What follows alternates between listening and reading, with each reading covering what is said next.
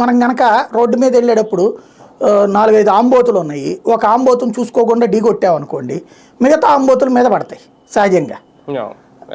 అప్పుడు మనం తప్పించుకుంటాం. అంతేగాని ఆ 4 ఆంబోతులతో గొడవలు పెట్టుకోం.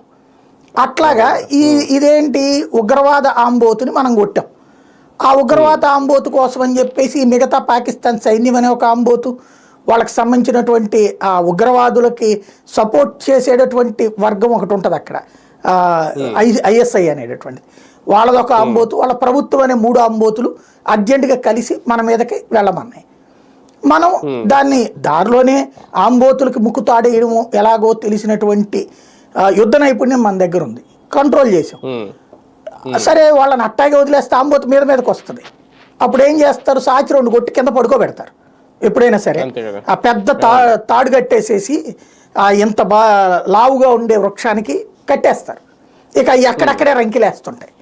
అట్లాగా పాకిస్తాన్ని కట్టేసాం మనం. ఎట్లాగా వాళ్ళ దేశంలోకి వెళ్ళి వాళ్ళకి సంబంధించిన వైమానిక స్థావరాలు, వాళ్ళకి సంబంధించినటువంటి ఆర్మీ స్థావరాలు, వాళ్ళకి సంబంధించినటువంటి డ్రోన్ కెపాసిటీస్, వాళ్ళకి సంబంధించినటువంటి ఎయిర్ డిఫెన్స్ సిస్టమ్స్, ఇవన్నీ కొట్టాం.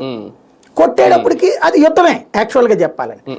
కాబట్టి మనం యుద్ధం చెయ్యాలని కోరుకోవాలా, అనివార్యంగా మనల్ని యుద్ధంలోకి లాగింది.